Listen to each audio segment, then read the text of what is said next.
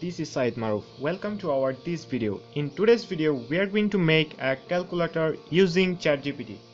And we will use HTML, CSS, and as backend language, we will use JavaScript. So let's get started.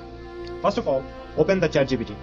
Here we will give command that write the code for a calculator. The language will be HTML, CSS, and JavaScript. There will be plus, minus, multiplication, and division functions in the calculator. Then press on the input button.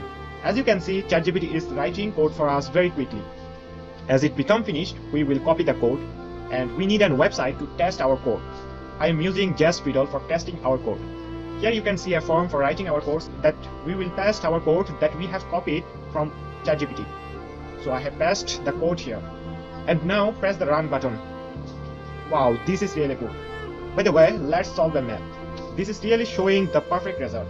But we can see there is some error in the design of the display and lack of arrangement of the items. Let's add a color to the buttons and fix the problem. Let's add color to the buttons and fix the problem. Go back to the ChatGPT and write command add blue and white style and design more professionally. This is writing the code again. Let's copy the code and again paste it into the code runner.